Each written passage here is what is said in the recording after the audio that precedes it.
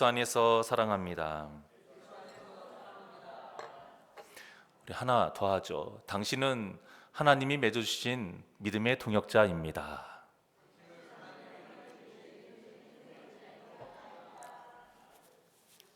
진짜 그렇게 생각하시죠? 네. 우리가 다윗과 하면 바로 이어지는 말이 두 개가 있어요. 뭐예요? 다윗과 골리앗. 또 하나는 다윗과 요나단. 이게 굉장히 어색하지 않을 정도로 우리에게 참 친숙한 이야기가 다윗과 요나단의 이야기입니다. 특히 이렇게 많이 우리가 들었죠. 세상에는 이런 친구 찾을 수 없습니다. 진짜 우정은 이 다윗과 요나단이 보여준 우정입니다. 뭐 이런 식으로 많이 들었어요. 저도 숱하게 들었지만 이 다윗과 요나단의 이야기는 어떤 친구의 우정을 다룬 이야기가 아닙니다. 사무엘상을 시작할 때 제가 말씀드렸다시피 이 사무엘서는 하나님의 사람, 즉 하나님께 속한 자와 하나님을 대적하는 사람, 즉 하나님께 속하지 않은 자, 이들이 계속 대립을 하면서 기록되고 있어요. 자, 그래서 본문의 내용도 우리가 하나님 나라의 관점에서 바라봐야 됩니다. 자, 그렇지 않고 내 주관대로 우리가 성경을 바라보면 정말 말도 안 되는 이런 해석이 나오게 돼요. 그러면 그것이 진리인 양, 또 특별한 깨달음인 양 내가 자랑스러워하기도 하고요, 또 자랑하기도 해요. 이게 굉장히 위험한 일입니다. 세계적인 신학자 중에 한 사람인 테드 제닝스라는 사람이 있어요. 신문에 인터넷 찾아보면 나옵니다. 이 사람이 한국에 와서 뭐라고 했냐면 다윗과 요나단의 이야기가 이 동성애를 지지하는 성경적인 근거가 된다, 이렇게 말을 한 거예요. 다윗과 요나단만 이야기한 게 아니고 동성애가 곳곳이 있다라는 거예요. 나오미와 며느리 룻도 동성애고, 예수님께 와서 종의 병을 치료해달라고 했던 백부장이 있죠. 그 백부장과 종의 관계도 동성애다, 뭐 이렇게 주장을 했어요. 심지어는 예수님도 동성애자다, 이렇게 말했습니다. 참 어처구니 없는 것이죠. 그런데 놀라운 일은 뭐냐면 이런 주장에 동조하는 그리스도인이 생겨난다는 거예요. 여러분, 이게 정말 잘못된 사상이 이렇게 무서운 거예요. 또 성경에 근거하지 않는 신념이 정말 이렇게 무서운 겁니다.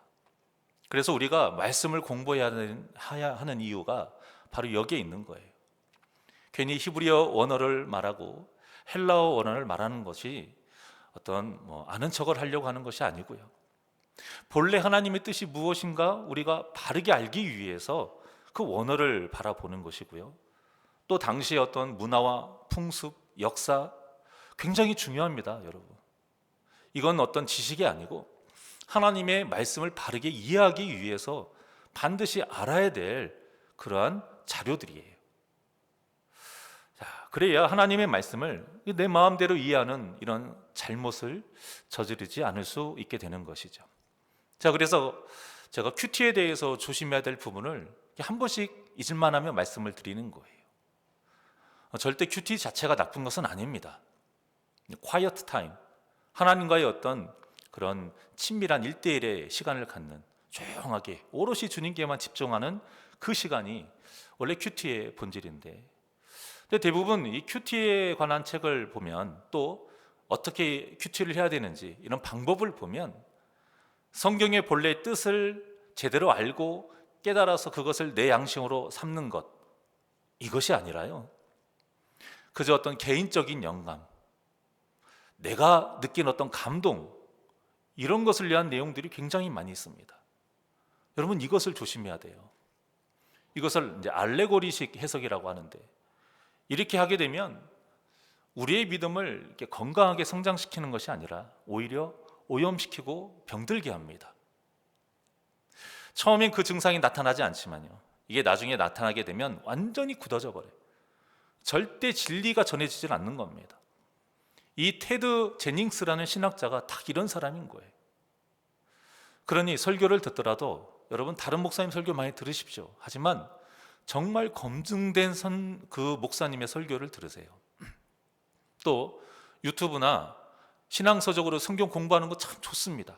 그런데 그것도 바른 신학 안에서 쓰여진 그런 책, 또 그렇게 가르치는 사람, 이것을 통해서 공부해야 돼요. 그런데 문제는 이것을 분별하기가 참 어렵다라는 것이죠. 그래서 여러분들이 자신이 없으시면 저에게 먼저 물어보십시오. 그래서 저도 알아봐야 되니까요. 충분히 검토를 한 후에 서로 이렇게 결정을 했으면 하는 바람입니다. 자, 그럼 다시 이제 다윗과 요나단의 이야기로 돌아와 보면, 자, 일단 다윗과 요나단이 절대 친구가 될 수 없는 결정적인 이유가 뭐냐면 둘의 나이 차이가 너무 많아요. 요나단이 다윗과 비교했을 때 좀 아버지뻘 됩니다. 이 정도 나이 차이가 나요. 아무리 남자들이 여자들보다 단순하고 어떤 화끈한 면이 있어서 좋은 것 딱 하나만으로도 그래 너는 나랑 친구하자 이럴 수 있어요. 근데 그렇게 생각할 수 있지만 이 본문의 상황만 해도 그런 상황이 절대 아니고요. 무엇보다 그건 오늘날의 이야기지 이때 당시의 문화, 풍습, 그걸로 봤을 때는 절대 있을 수가 없는 일입니다. 요즘 시대나 되니까 어때요? 아버지를 편하게 어떤 친구처럼 그런 대하는 일이 일어나기도 합니다만 본문의 시대에 아버지를 친구처럼 대한다? 절대 있을 수 없는 일이잖아요. 자, 그런데 아버지와 같은 관계도 아니고 처음 본 아버지 뻘 되는 어른이에요. 그런데 그 사람이 또한 나라의 2인자의 그 왕자가 한낱 그 양치기 소년을 보고 친구와 같은 우정이 갑자기 생긴다? 이건 너무 억지스러운 그런 해석이죠. 그렇다면 요나단이 다윗을 사랑한 건 맞는데 그럼 도대체 이것은 무엇이냐? 자, 이 문제가 남는 게 되는 거죠. 이 문제를 해결을 하려면 아까 말씀드린 대로 하나님의 관점에서 봐야 됩니다. 자, 그러면 요나단이 다윗에게 마음이 간 것이 인간적인 감정이 아닌 것이고요. 신앙에 관계된 것을 알 수가 있는 거예요. 자, 요나단은 하나님을 그 경외하는 믿음이 있는 사람이었어요. 자, 그런데 40일 동안 어떻게 됐습니까? 하나님을 모욕하는 그 골리앗을 그 어느 누구도 대항하지 않고 두려워 떨고만 있었어요. 이런 모습에 자기 자신을 보고 신앙적으로 얼마나 절망을 하고 자괴감이 들었겠습니까? 내가 하나님을 진짜 믿은 것이 아니구나. 여러분도 그런 경우 있으시잖아요. 내가 방언기도도 하고 내가 직분도 높고 정말 하나님 잘 믿는다고 사람들한테 인정도 받았는데 어느 순간 내가 혈기를 주체를 못해서 막 분노를 하고 어느 순간 내 양심에 찔리게끔 다른 사람이 모르니까 속이고 내 이득을 취하구나. 이런 죄를 짓는 모습에 여러분들 이런 마음 한 번씩 가지고 계셨을 거예요. 내 믿음이 진짜가 아니었구나. 또 그렇게 골리앗이 모욕을 하는데 그 하나님을 모욕하는데도 나는 그저 두려워서 떨기만 하고 있으니 나는 너무 창피하구나. 이런 마음으로 괴로워하던 중에 한 양치기 소년이 나타난 거예요. 그리고 그 소년이 그 무서운 골리앗을 물매로 죽인 것입니다. 그 모습만으로도 아주 충격적이었는데요. 자, 그보다 더 충격은 뭐냐면 다윗이 했던 말입니다. 친형 엘리압이 책망을 했어요. 그럼에도 다윗은 하나님을 모욕하는 것에 대한 거룩한 분노를 거두지 않고 할 말을 당당하게 다 합니다. 그리고는 사울 앞에 섰을 때도 하나님께서 지금까지 자신을 지켜주셨고 하나님의 군대를 모욕하는 저 골리앗 살아계신 하나님께서 반드시 죽이실 것이다 확신을 했습니다. 그런 말을 요나단이 이미 다 듣고 있었어요. 그런데 골리앗을 두고 한 다윗의 말이 굉장히 멋진 말이잖아요. 이 할례 받지 않은 블레셋 사람. 기준이 무엇입니까? 믿음으로 기준이 딱 세워진 거잖아요. 이 모든 말이 요나단의 마음에 든 거예요. 다 이 다윗이 한 모든 말이 자기 자랑을 위해서가 아니고 똑똑해서가 아니고 믿음에서 나온 말입니다. 자, 그리고는 군복도 없이 칼도 차지 않고 딱 골리앗 앞에 섰을 때 골리앗이 뭐라고 했습니까? 네가 개를 때리는 막대기로 이렇게 나와왔느냐? 조롱하면서 하나님을 또 모욕을 하죠. 그때 그 유명한 말을 또 다윗이 합니다. 너는 칼과 창과 단창으로 내게 나아오거니와 나는 만군의 여호와의 이름으로 내가 모욕하는 그 이스라엘 군대의 하나님의 이름으로 내게 나아가노라. 그 말을 외치면서 담대하게 물매를 던졌고요. 그리고는 골리앗이 죽었어요. 이 다윗의 말이 엄청난 거예요. 그 다윗의 말이 바로 요나단 자신이 했어야 되는 말이에요. 다윗의 믿음이 바로 요나단 자신이 품었어야 했던 믿음이었던 겁니다. 하지만 두려움에 떨기만 했던 그 못난 모습을 장장 며칠이요? 40일. 이 40일은 숫자이기도 하지만 완전수를 의미합니다. 모든 이스라엘 군사가 완벽하게 그 두려움에 떨고 있었다는 거예요. 그런데 양치기 소년이 이 아름다운 믿음의 모습으로 골리앗을 물리친 겁니다. 하나님이 그와 함께 하신 것을 본 거예요. 그래서 요나단의 마음이 다윗에게 향한 것입니다. 그러니까 요나단은 어떤 다윗의 인간적인 조건이나 그 모습에 반한 것이 아니라 다윗의 믿음에 반한 거예요. 믿음에. 여러분, 교회에서 누구에게 제일 많이 반합니까? 믿음 좋은 사람한테 반하잖아요. 뭐 예쁘고 키 크고 돈 많아서 반합니까? 믿음 좋으면 반해요. 그런데 그 믿음 좋으면 반할 때 나이도 상관없고요. 어떤 배경도 상관이 없잖아요. 자, 그렇다면 여기에서 우리가 또 하나 생각해야 될 문제가 있어요. 요나단의 마음은 그렇다 쳐요. 그런데 요나단이 아무리 왕자라 해서 자기를 그렇게 사랑한다고 해서 다윗의 입장에서 당연히 요나단처럼 사랑하는 마음이 생기는 게 당연할까요? 그것은 아니라는 거예요. 그런데도 다윗도 이 요나단의 마음과 똑같았다라고 말해요. 왜 그럴까요? 믿음을 받기 때문에 그래요. 다윗도 요나단의 그 믿음을 받았기 때문에 그런 거예요. 그러니까 하나님을 사랑하는 그 믿음이라는 공통점이 절대 하나가 될 수 없는 이 두 사람을 딱 하나로 이루게 한 것입니다. 그래서 이 둘의 관계는 친구가 아니고요, 동역자의 관계인 거예요. 그래서 제가 아까 인사를 할 때 그렇게 인사를 하라고 말씀을 드린 거예요.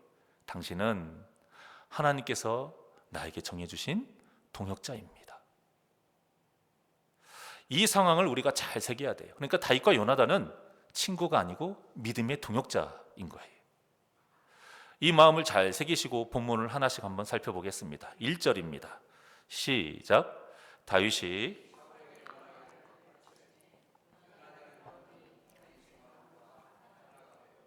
요나단이 그를 자기 생명같이 사랑하니라. 아멘. 자, 여기에서 마음이라는 단어가 두 번 나오죠. 그리고 생명이라는 단어가 한 번 나옵니다. 이 번역은 이렇게 다르게 되어 있지만 원어를 보면 똑같은 말입니다. 네피시라는 히브리어예요. 굉장히 유명한 말인데요. 이 네피시라는 뜻이 좀 다양합니다. 하지만 우리가 이제 쉽게 이해를 하자면 영혼, 이렇게 이해하면 간단해요. 그래서 영어 성경에서도 이 본문을 대부분 소울, 영혼이라는 뜻의 소울이라는 말로 번역을 많이 합니다. 이 네피시라는 히브리어가 처음 나온 배경은 어디냐면 하나님께서 사람을 흙으로 딱 지으시고 그 코에 생기를 불어 넣으셨을 때에 이 네피시란 말이 처음 나와요. 창세기 2장 7절의 말씀입니다. 자, 시작. 여호와 하나님이 땅의 흙으로 사람을 지으시고 그 생기를 그 코에 불어 넣으시니 사람이 생명이 되니라. 아멘. 여기 생명이 된다, 이 말이 바로 네피시 하야라는 히브리어예요. 네피시라는 말은 생명에서 영에 해당되는 말이고요, 하야라는 말은 생에 해당되는 말이에요. 그러니까 영혼이 살아났다, 생기가 이제 돋아났다라는 것인데, 자, 그래서 흙으로 사람을 지었을 딱 그때는 그냥 사람의 존재가 아니잖아요. 흙이죠. 근데 하나님께서 그 코에 생기를 딱 불어넣어 주심으로 인해서 사람의 영혼이 생기게 된 것이죠. 이때 쓰인 것이 네피시하예요. 자, 이것이 생명이 되었다라고 표현하는 것인데, 그러면 그 의미로 오늘 본문의 1절을 딱 보게 되면 서로의 영혼이 하나가 돼서 서로를 자기 영혼처럼 사랑했다라는 뜻이 되는 거예요. 자, 여러분 어디서 많이 들어본 말 같지 않나요? 이렇게 살라고 예수님이 그렇게 처절하게 가르쳤던 말씀, 바로 내 이웃을 내 몸과 같이 사랑하라, 그 말인 거예요. 사도 바울은 똑같은 말로 뭐라고 했습니까? 그리스도 예수 안에서 우리는 한 지체를 이루어야 한다. 같은 뜻인 것입니다. 그것이 실현이 딱 이 순간에 된 거예요. 그러니까 요나단과 이 다윗의 관계는 인간적인 우정의 관계가 아니라 오늘날 우리 그리스도인들이 이뤄야 할 이 교회의 관계인 거예요. 자, 그래서 다윗과 요나단의 모습을 통해서 나도 저런 멋진 우정을 나눌 수 있는 친구가 있었으면 좋겠다. 하나님, 이런 다윗과 요나단과 같은 친구 좀 보내주세요. 이런 마음으로 기도를 하는 것이 아니라요, 나도 저렇게 멋진 동역자가 있었으면 좋겠다. 하나님, 우리 교회 성도들이 서로에게 이런 다윗과 요나단과 같이 멋진 동역자가 되게 해주세요 라고 기도를 해야 하는 겁니다. 여러분이 지금까지 살아오시면서 많이 느끼셨겠지만 누군가를 내 생명과 같이 사랑하는 그 친구를 삼는 일이 어디 쉽습니까? 정말 어렵습니다, 여러분. 하지만 동역자는 믿음만 있으면 돼요. 믿음만 있으면 마음을 같이 해서 하나님 나라를 위해서 한 몸이 될 수가 있는 거예요. 그리고 이 친구와 동역자의 결정적인 차이가 무엇이냐면, 친구는 여러 가지 어떤 조건이 필요하고 제약이 걸려 있어요. 그런데 동역자는 그런 제약이 없어요. 자, 보통 친구라고 하면 나이가 일단 비슷해야죠. 그래야 어느 정도 비슷해야 가능해요. 하지만 동역자는 아무리 나이가 많이 차이 나도 상관없어요. 서로가 동역자가 될 수 있어요. 저도 그런 동역자가 얼마나 많은지 모릅니다. 저보다 30살, 40살 넘은 분도 동역자가 있고요, 저보다 30살 어린 분도 동역자가 있어요. 저를 위해 기도해 주신다잖아요. 그러면 동역자 아닙니까? 저 친구 많습니다. 동역자라고 해야겠죠. 저희는 동역자가 많아요. 자, 그리고 이렇게 나이 차이가 있어도 상관이 없기 때문에 후에 이제 요나단이 자기 목숨을 걸면서까지 다윗을 지키고 도와주잖아요. 이것은 단지 다윗이 좋아서가 아니에요. 다윗이 하나님 보시기에 바른 일을 했기 때문에 가능한 겁니다. 그래서 우리가 요나단을 보고 배워야 될 점이 여기에 있는 거예요. 우리가 성도를 대할 때에 동역자로서 한 몸을 이루기 위해서는 이 요나단과 같이 나이를 따지지 않아야 되고요, 어떤 신분도 따지지 않아야 되고요, 자존심도 내세우지 않아야 합니다. 또 시기와 질투도 하지 않고 상대방을 존중하고 또 마음껏 인정을 또 해줘야 됩니다. 전에도 말씀을 드렸지만 이 성경에서 기록된 어떤 순서가 중요하다고 말씀을 드렸어요. 오늘 본문 1절에 보면 다윗과 요나단 중에서 누가 먼저 손을 내밀었습니까? 자, 다윗이 사울에게 말하기를 마침에 요나단의 마음이 나오죠. 요나단이 먼저 손을 내민 거예요. 나이도 많았고요, 무엇보다 신분의 차이가 월등히 컸습니다. 가장 높은 신분인 왕자, 당시에 가장 낮은 신분 중에 하나 목동. 근데 이런 것에 상관없이 요나단이 먼저 손을 내민 거예요. 이 모습이 바로 우리가 본받아야 할 모습입니다. 우리가 나이가 들수록 또 신앙의 연수가 많아질수록 직분이 올라갈수록 목이 뻣뻣해질 가능성이 너무 많아요. 그런 것이 아니라 항상 겸손하게 먼저 손을 내밀어서 서로를 동등한 동역자로 인정해주는 모습이 우리 교회에 넘쳐나기를 원합니다. 그러려면 버려야 돼요. 요나단처럼 버려야 돼요. 나이도 버려버리고요, 내 성질, 내 고집 다 버려야 되고요, 또 세상적인 비교, 그러니까 신분, 무슨 집안, 재력, 학력 이런 것도 다 버려버려야 됩니다. 이런 것을 버리지 않으니까 교회가 세상하고 다른 것을 도저히 찾을 수가 없다. 이런 비난을 받는 거예요. 이렇게 버려야 하는 것이 당연한데 참 이게 정말 어렵다라는 것이 초대교회에서도 이것을 버리기가 쉽지 않았던 거예요. 야고보서 2장 1절에서 4절까지 말씀입니다. 시작. 내 형제들아, 영광의 주 곧 우리 주 예수 그리스도에 대한 믿음을 너희가 가졌으니 사람을 차별하여 대하지 말라.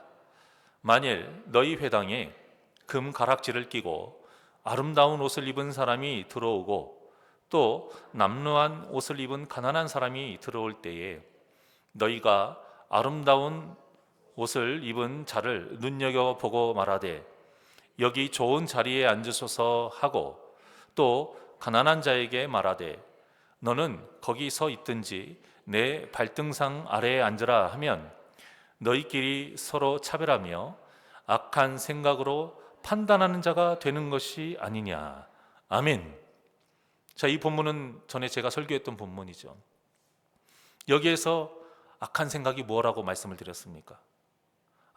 나보다 세상적인 어떤 조건들이 못하구나. 그러면 아무 거리낌 없이 차별하고 또 무시하고 함부로 대해도 된다라는 생각이 악한 생각이죠. 이 시대에도 이런 차별하는 것을 끊지 못했다라는 거예요. 초대교회는 오늘날 모든 교회가 모델로 삼는 교회고 부러워하는 교회예요. 닮아가기를 원하는 교회예요. 그런 교회에서도 이런 책망을 받을 정도로 여러분 버리는 것이 쉽지가 않은 겁니다. 사랑하는 여러분, 우리 교회에 있는 이 성도들과의 관계가 다윗과 요나단과의 이런 관계와 같이 하나가 되기를 원하신다면 먼저 버려야 합니다. 버리게 되면 고개가 숙여져서 겸손해지고요. 버리게 되면 몸이 낮아져서 섬기게 되어 있습니다. 버리게 되면 혀가 부드러워져요. 혀가 부드러워지니까 상대방을 기쁘게 해주는 선한 말을 하게 되는 거예요. 요나단이 다윗을 이렇게 대했습니다. 오늘 본문 3절과 4절의 말씀입니다. 시작. 요나단은 다윗을 자기 생명같이 사랑하여 더불어 언약을 맺었으며 요나단이 자기가 입었던 겉옷을 벗어 다윗에게 주었고 자기의 군복과 칼과 활과 띠도 그리하였더라. 아멘. 자, 3절에 보면 먼저 언약을 맺었다라고 말합니다. 자, 요나단이 먼저 언약을 맺자고 이거는 제의한 거예요. 요나단이 이름이 먼저 나오죠. 그런데 여러분, 언약이라는 것은 서로 어느 정도 동등한 상태에서 또 뭔가 주고받을 것이 있을 때에 가능한 것이 언약을 맺는 거예요. 한쪽이 너무 크면 언약을 맺을 수가 없어요. 그냥 먹어버리면 되니까요. 그런데도 언약을 맺었다라는 것은 뭐냐면 요나단이 다윗을 그만큼 존귀하게 대했다라는 뜻입니다. 또 하나, 이 언약이라는 것은 당시에는 그냥 우리 같이 이렇게 말로 구두계약 글 써도 나중에 이거 별거 아니네 찢어버리고 이런 게 아니에요. 이때 당시의 언약은요, 생명을 걸고 하는 것이 언약이었습니다. 이 언약의 어원이 되는 사건이 뭐였냐면 아브라함이 하나님과 언약을 맺을 때의 상황이에요. 자, 그래서 그 당시에 고대 근동의 모든 그 나라들의 언약을 맺는 이 풍습의 공통적인 것이 뭐였냐면 재물을 반으로 딱 쪼갭니다. 그리고 이게 양쪽에다 놔요. 그럼 가운데 길이 만들어지죠. 그 길을 언약을 맺는 사람들이 서로 이렇게 교차해서 지나갑니다. 자, 이게 무슨 뜻이냐면 우리가 맺은 언약을 지키지 않으면 이렇게 반절로 쪼개진 재물처럼 나를 쪼개도 줬소 라는 뜻이에요. 자, 그래서 여기에서 나온 영어가 바로 자르다의 컷입니다. 컷. 여기에서 나온 말이에요. 자, 그리고 요나단은 이런 언약을 그냥 말로만 맺은 것이 아니고요, 자신의 마음을 또 사절과 같이 아낌없이 표현을 했습니다. 자신의 신분을 나타내는 의미가 있는 것들이에요. 사절에 나오는 것. 그래서 굉장히 그 값이 귀한 것들입니다. 아주 귀한 걸 준 거예요. 이렇게 성도가 한 몸을 이루기 위해서는 요나단처럼 아낌없이 마음을 표현하는 것이 꼭 필요합니다. 말로만 해서는 안 된다라는 거예요. 뭐 꼭 귀한 것을 줘야 된다 이것은 아니고요. 말 한마디라도 따뜻하게 표현을 하자 이거죠. 절대 어떤 내 가벼운 말로 인해서 누군가를 상처를 주는 일이 없어야 되고요. 이 다윗과 같이 요나단과 같은 동역자를 이루기 위해서는 절대 그런 상처 주는 말이 없어야 됩니다. 또 말로만 하는 것이 아니라 실질적으로 도움을 주고 또 선을 베푸는 이런 표현이 있어야 돼요. 예를 들어서 아픈 분에게 우리가 위로를 합니다. 말은 누구든지 할 수 있어요. 그런데 그 아픈 분에게 약을 사다 준다든지,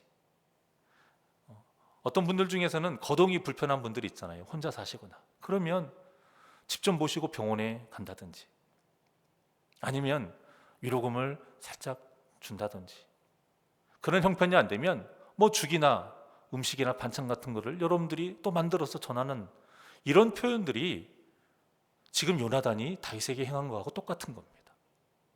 그리고 이런 표현이 서로를, 그 관계를 돈독하게 만드는 겁니다. 이런 표현 없이 여러분 절대 우리가 한 몸을 이룰 수가 없어요. 예수님의 삶을 보세요.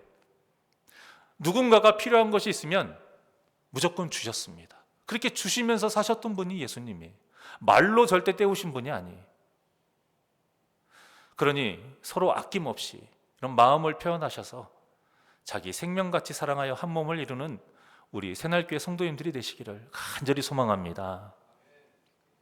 자, 그런데 방금 봉독하신 말씀에는요, 이 4절의 말씀에 하나님의 섭리가 녹아져 있어요. 요나단이 준 겉옷, 군복, 칼, 활, 띠, 이게 신분을 의미하거든요. 그런데 이것을 건네줬다라는 것은 왕권을 물려줬다라는 이중적인 의미가 같이 있어요. 자, 물론 요나단은 그런 뜻으로 준 것은 아니에요. 자기에게 가장 소중한 거고 귀하니까 준 거지만 하나님은 이 모습을 통해서 우리에게 보여주신 거예요. 현실적으로는 왕권을 이어받아야 할 왕자가, 차기 대권자가, 아직은 아무도 모르지만 하나님께서 기름 부어 세우신 차기 왕, 진짜 왕에게 이 왕권을 넘겨주는 의미가 이 상황을 통해서 펼쳐진 것입니다. 이처럼 다윗과 요나단의 관계는 참 영적으로나 육적으로나 아름다운 관계였어요. 하지만 다윗과 사울의 관계는 그렇지 않습니다. 아까 말씀드렸죠. 사무엘서가 대조를 이루면서 나아간다고요. 다윗과 요나단의 관계, 다윗과 사울의 관계가 지금 대조를 이루면서 또 이뤄가고 있는 거예요. 처음에는 좋았습니다. 처음에는 좋아서 사울이 너무 이뻐했고요. 그래서 전쟁마다 또 보냈고 군대의 장으로까지 세웠습니다. 그런데 어느 날 7절과 같은 말을 듣게 되는 거예요. 7절입니다. 시작. 여인들이 뛰놀며 노래하여 이르되 사울이 죽인 자는 천천히요 다윗은 만만이로다 한지라. 자, 사람들이 사울보다 다윗을 더 칭송한 거예요. 이 말을 듣고 심히 분노합니다. 그리고 사울의 눈이, 세상 말로 해서 눈이 돌아가 버린 거예요. 자, 그런데 사실 여러분, 이 칭송은 사람들이 사울을 더 다윗보다 덜 좋아하고 다윗이 너무 좋아서 이렇게 말을 한 게 아니고요. 다윗의 실적 자체가 컸기 때문에 그렇게 말한 거예요. 사울보다 다윗이 죽인 수가 더 많으니까 이렇게 말을 한 거예요. 그냥 사실이에요. 팩트. 그런데도 사울은 질투의 눈이 멀어요.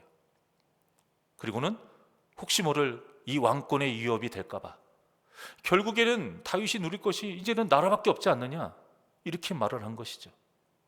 그러면서 서로의 관계가 틀어져 버립니다. 그래서 결국엔 8절과 9절과 같이 다윗을 대하게 돼요. 다 같이 한 목소리로 시작. 사울이 그 말에 불쾌하여 심히 노하여 이르되 다윗에게는 만만을 돌리고 내게는 천천만 돌리니 그가 더 얻을 것이 나라 말고 무엇이냐 하고 그날 후로 사울이 다윗을 주목하였더라. 아멘. 자, 사울이 다윗을 주목하였더라. 8절은 제가 지금까지 앞서 설명드렸고요. 이게 주목했다라는 게 무슨 뜻이냐면 무슨 꼬투리라도 잡으려고 항상 주시했다라는 뜻인 거예요. 식구가 되어서 함께 사는 이 가족의 관계가 경쟁하는 관계가 되어버렸고요. 나중에는 어떤 관계가 됩니까? 원수가 돼요. 이런 비극이 벌어지게 되는 거예요. 이 모든 것이 사울의 시기심, 질투, 욕심 때문이었어요. 그런데요, 이보다 더 근본적인 문제가 있었습니다. 자, 그것을 알 수 있는 대목이 사무엘상 16장 14절의 말씀이에요. 다 같이 한 목소리로 시작. 여호와의 영이 사울에게서 떠나고 여호와께서 부리시는 악령이 그를 번뇌하게 한지라. 아멘. 하나님의 영이 사울에게서 떠났어요. 믿음이 없어진 겁니다. 믿음이. 사울에게 믿음이 없는 것이 근본적인 문제예요. 믿음이 없으니까 질투한 거예요. 믿음이 없으니까 욕심을 가지고, 믿음이 없으니까 너 걸리기만 해봐라, 꼬투리를 잡으려고 그렇게 지켜보고 있는 것입니다.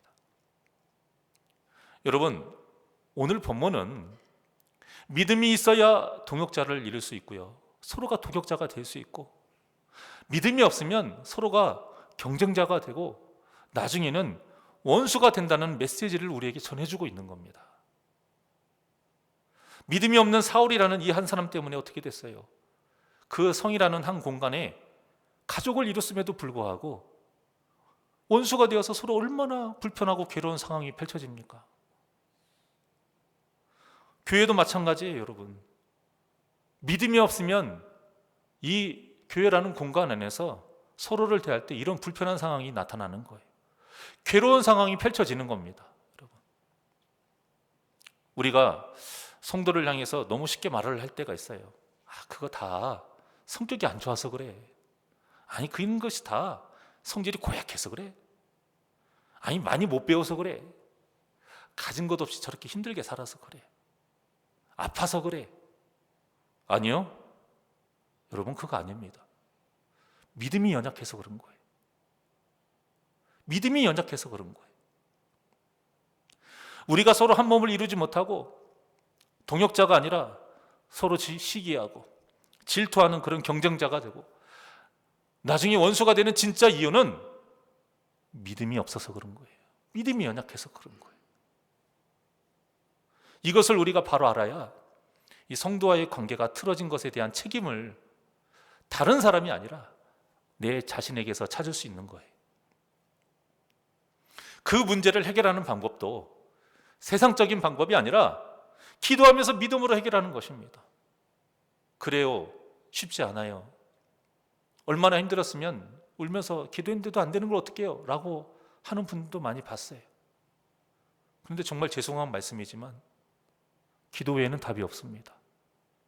더 기도해야죠. 그거밖에는 답이 없어요. 그러니 우리 2024년에는 서로를 바라볼 때에 믿음으로 바라보시기를 바랍니다. 이것이 바로 우리가 품어야 할 예수 그리스도의 마음이에요. 이 거룩하고도 아름다운 마음을 가지고 서로를 동역자로 대하셔서 한 몸을 이루는 연합의 역사가 우리 새날교회에 있기를 주님의 이름으로 축원합니다. 그래서 2024년에는 더욱 화목해지고 얽혀있던 관계가 풀어지고 경쟁자였던 그 관계가, 원수였던 관계가 동역자가 되어서 한 몸을 이루는 이 아름다운 역사가 우리 새날교회에 충만히 있기를 주님의 이름으로 간절히 축원합니다. 그러려면 우리를 다 하나님의 뜻에 맡겨야겠죠. 주의 손에 나의 손을 포개고 우리 이 찬양 부르고 기도하시겠습니다.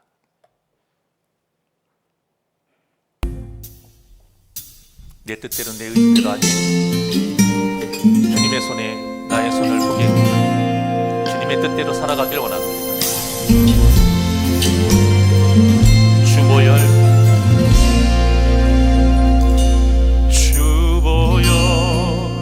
날 정결케 하고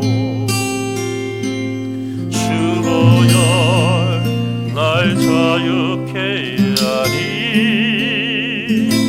주 앞에 나의 하는 이 시간 나의 모든 것을 주께 드리네. 주의 손 날 위해 지키셨고 주의 말 날 위해 맡기셨으니 이제는 내가 사는 것이 아니요 오직 주를 위해 사는 것이라. 주의 손에 나의 손을 포개고 주의 손에 나의 손을 포개고 또 주의 발에 나의 발을 포개어 나 주와 함께 죽고 또 주와 함께 살리라.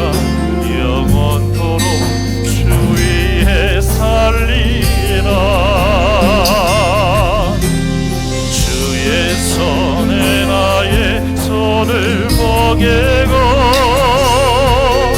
또 주의 발에 나의 발을 포개어 나 주와 함께 죽고 또 주와 함께 살리라. 영원토록 주 위에 살리라. 주 위에 살리라.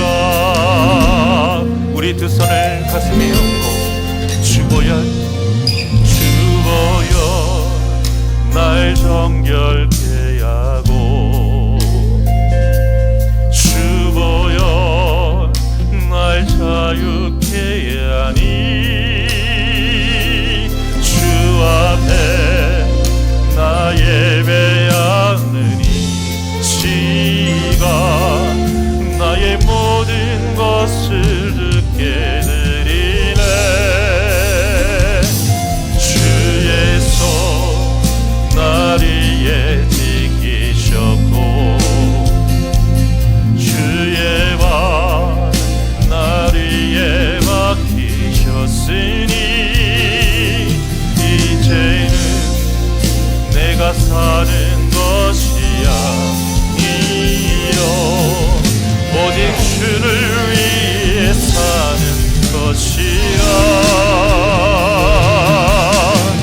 주의 손에 나의 손을 포개고 주의 손에 나의 손을 포개고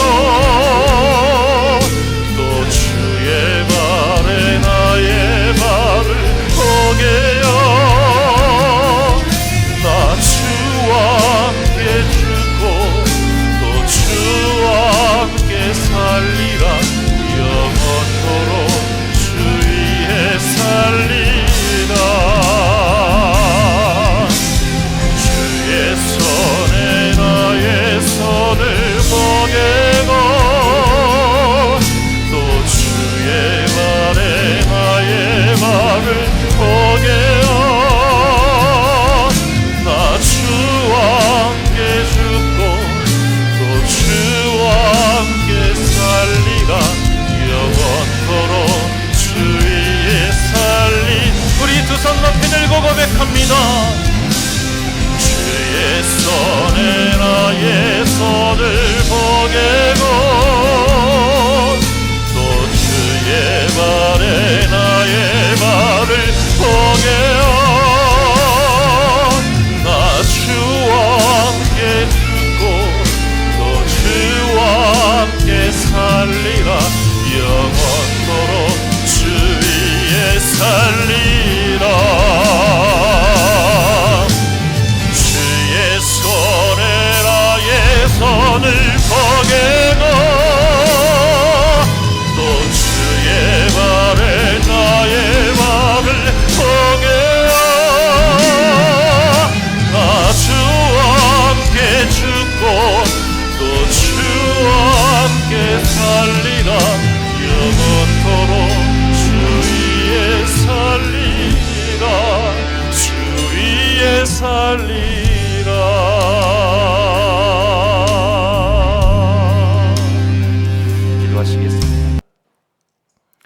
풍성하신 하나님, 하나님의 그 사랑으로 우리를 한 몸을 이루게 하심에 감사를 드립니다. 우리가 같이 얼굴을 맞대며 예배하고 같이 두 손을 맞잡고 하나님의 일을 하는데 서로 경쟁자가 되고 또 원수가 되는 일이 있어서야 되겠습니까? 다윗과 요나단과 같은 서로가 동역자가 되는 이 아름다운 이 믿음의 우정이, 이 사랑의 관계가 우리 새날교회 모든 성도들에게 있게 하여 주시옵소서. 그러려면 버려야 됩니다.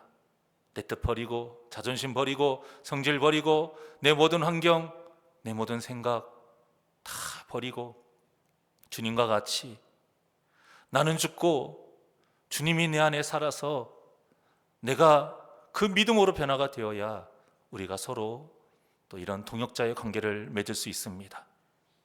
모든 원인은 내가 믿음이 없기에 생겨나는 것입니다.